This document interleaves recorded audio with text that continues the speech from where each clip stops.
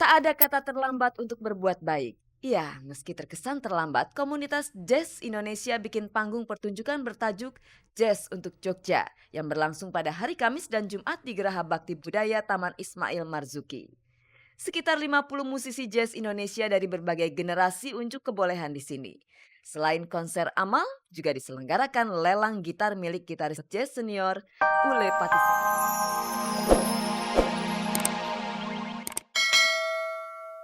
Bulan lalu.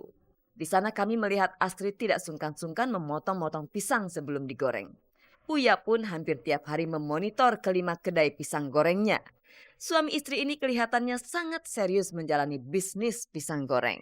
Kadang-kadang suka orang bilang, ngapain sih Mas Uya atau istri Astrid ngapain sih turun-turun, bilang nggak apa-apa, orang kalau misalnya mau bisnis itu dia harus tahu dari benar-benar dari step bawahnya sampai apapun step-step itu. Seorang bisnismen yang baik jangan cuma bisa ngeluarin duit doang tapi lo nggak tahu apa yang terjadi di prosesnya itu gitu. Apakah tidak khawatir waktu bersama kedua anaknya jadi berkurang karena bisnis ini? Bisnis ini malah lebih fleksibel sama anak ya, karena bisnis ini kan kita mulai dari jam 3 sore, kecuali kalau Sabtu Minggu ya. Kalau Sabtu Minggu karena kebetulan tepatnya ada beberapa yang maksudnya yang tempat kita tuh bisa anak-anak bisa main lah ya.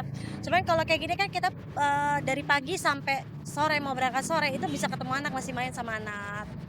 Terus baru sorenya baru berangkat deh ngidar kemana-mana. Nikmatnya gue bekerja bukan orang yang bekerja di kantoran, nggak 9 to 5. Gue orang yang bebas menentukan kapan gue mau libur. Jadi gini, gue bisa membawa anak gue ke tempat gue syuting, bawa tempat gue konser, tempat pisang pun bisa gue ajak. Selain makanan, Jakarta adalah gudangnya pakaian berbagai macam model. Beruntunglah Saskia Adia Meka yang sedang hunting pakaian muslimah dengan berbagai model untuk melengkapi busana muslimnya sebelum berangkat umroh hari Selasa nanti.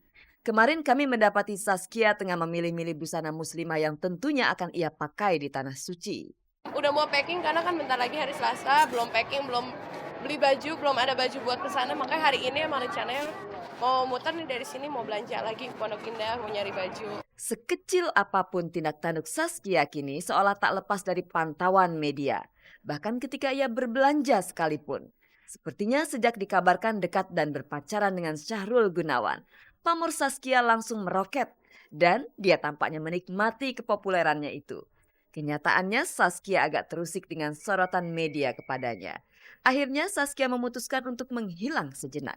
Jadi kemarin aku sempat menghilang mungkin karena aku ngerasa jadi dikontrol gitu loh. Bagaimana aku hidup, aku gimana-gimana jadi dikontrol sama media. Jadi aku menghilang dulu, menenangkan diri, mikir sekarang aku ini maunya apa, aku pribadi gitu loh. Kabarnya Saskia jengah dengan media yang terus memantau perkembangan hubungannya dengan Syahrul hingga akhirnya putus di tengah jalan.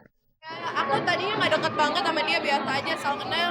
Media bilang kita pacaran, secara langsung kita jadi dekat, jadi ngobrol, kita lagi digosipin. Tiba-tiba kita dibilang jauh dan banyak cerita nggak enak, kita jadi jauh lagi. Jadi terus terang kalau mau ditanya yang buat kita jauh, yang buat kita dekat itu semua media. Lantas bagaimana hubungan Saskia dan Syahrul Gunawan kini? Kita dekat teman aja. Kita lebih enak menjadi teman aja. Lebih dari itu nggak sih, kita teman aja. Untuk menyibukkan diri, kini Saskia sibuk menjadi pembicara di beberapa seminar keagamaan. Alhamdulillah lagi banyak banget yang mempercayakan aku menjadi pembicara di setiap seminar. Sekarang alhamdulillah sebulan bisa 4-5 kali aku keluar kota. Tentang bagaimana menjadi remaja muslim mungkin. Ya kalau aku pribadi sih bagaimana aku mensupport teman-teman seumuran aku untuk berpakaian pakaian muslimah aja, pakai jilbab, menutup aurat gitu aja.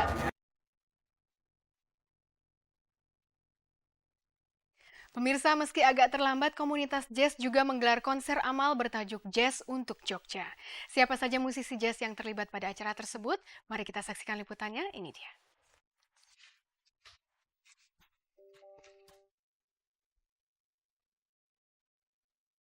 Tak ada kata terlambat untuk berbuat baik. Iya, meski terkesan terlambat, komunitas Jazz Indonesia bikin panggung pertunjukan bertajuk Jazz untuk Jogja yang berlangsung pada hari Kamis dan Jumat di Geraha Bakti Budaya Taman Ismail Marzuki.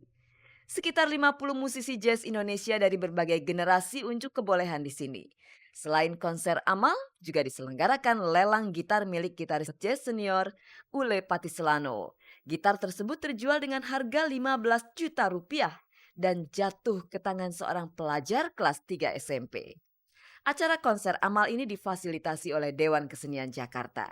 Dan tak ayal menjadi ajang unjuk diri musisi jazz tanah air yang seperti terpinggirkan dari industri musik Indonesia. Jazz kan berada di luar mainstream industri yang berkembang sekarang gitu ya. Nah, jadi diharapkan dengan event ini selain juga kita peduli, juga timbul komunikasi antar generasi jazz, juga antar musisi dan penggemar jazz, dan juga tumbuh kembangnya lagi kegiatan musik jazz yang dulu dikenal bermuara di tim ini gitu. Yang jelas waktu Jazz for Aceh saya juga opening, kemudian kali ini juga diminta untuk opening.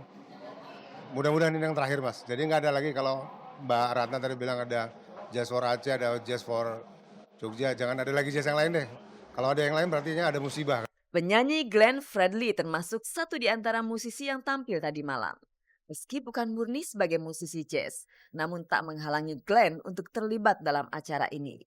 Ya ini bentuk dari kepedulian dari teman-teman musisi jazz sebenarnya, komunitas ya, sebuah komunitas itu aja. Buat gue sih ngelihatnya ya ini dari bentuk kepedulian mereka untuk hadir di acara ini ya udah satu pernyataan bahwa mereka sangat peduli dengan kondisi bangsa kita saat ini gitu loh. Dan ini yang tadi gue bilang ini udah mencakup global gitu loh di Indonesia gitu, nggak cuma di Jogja dan di Jawa Tengah sekarang ini. Dan kan masa di Jogja ini sekarang kondisinya juga masih dalam kondisi awas juga Merapi ya kan. Musik jazz bagi kalangan awam sering dianggap sebagai musik yang hanya bisa dinikmati oleh pemainnya sendiri karena begitu rumit. Padahal musik adalah bahasa universal.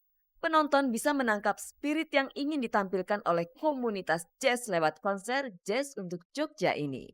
Ya paling tidak memberikan sebuah spirit gitu loh, pemikiran, spirit isi hati gitu loh.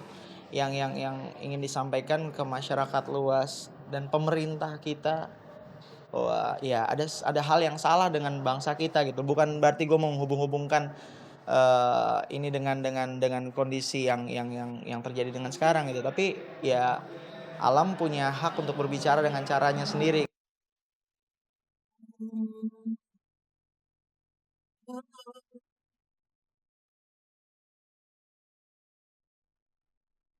Sejak membintangi sinetron Ada Apa Dengan Cinta, Ririn Dwi Ariyanti dan Nadia Safira betul-betul menjadi sahabat kental. Di tengah kesibukan mereka, dua sahabat ini berusaha meluangkan waktu walau hanya sehari dalam sebulan untuk pergi jalan-jalan. Jika sudah ketemu, Ririn dan Nadia sepertinya tak bisa menahan hasrat mereka untuk berbelanja. Sebuah naluri perempuan yang sudah menjadi hobi mereka berdua. Getolnya mereka berbelanja tak perlu disangsikan lagi. Karena di beberapa kesempatan kami pernah mendapati Ririn dan Nadia asik berbelanja. Apalagi dengan adanya Jakarta Great Sale, diskon besar-besaran di seluruh tempat perbelanjaan di Jakarta dalam rangka memeriahkan ulang tahun kota Jakarta. Hobi Ririn dan Nadia semakin bebas tersalurkan. Hobi karena gini kadang-kadang hobi pun kalau emang itu barangnya suka banget dan cocok baru dibeli. Tapi kalau emang nggak ada yang aku suka juga nggak maksain. Ya cewek sih kayak cukup hobi ya, apalagi kalau misalnya udah pergi jalan-jalan sama keluarga itu langsung gitu. Kadang-kadang harus di stop, kakak kita jam segini udah mau pergi ke sini ya, jadi kita ke mall cuma sebentar doang. Ya. Ritual berbelanja Ririn dan Nadia beberapa hari lalu kembali mereka lakoni. Nadia merasa terpuaskan karena ia sudah mengantongi berbagai pernak-pernik lucu. Aku beli daleman, jadi dia kayak kalau pakai blazer atau pakai jaket gitu kan lucu kayak gini. Terus kalau kayak gini cuma pakai luaran kayak gini kan enak, kayak tank top gitu. Terus tadi dapat ada anting lucu, antingnya lucu gitu. Terus harganya juga nggak begitu mahal gitu. Terus dapat kalung juga lucu banget, kalungnya lucunya parah. Di kantong belanjaan Ririn, baju-baju ataupun aksesoris yang dibelinya ternyata sama dengan yang dibeli Nadia. Apakah karena sahabatan kalian suka dipandang selalu kompak karena mengenakan busana serupa? Yang belinya kan tadi kan belanja bareng-bareng, jadi emang sekalian aja beli yang sama. Tadi beli baju muslim juga pengennya sama, kayak gitu. Emang udah sering banget sih beli sesuatu yang bareng-bareng tuh sering banget. Honor mereka berdua sebagai pemain sinetron pasti tidak hanya dikhususkan untuk berbelanja. Apakah mereka menyusun budget sendiri? Atau masih dikontrol oleh orang tua? Mengontrol lah istilahnya, dia terus sebulan ngeliat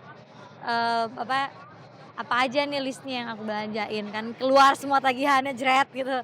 Tadi ini beli ini di sini segini banyak, apa yang kamu beli? Ini apa? Aduh adek kayak bulan ini kalau total agak-agak terlalu banyak kamu kurangin atau oke segini oke. Budget sendiri.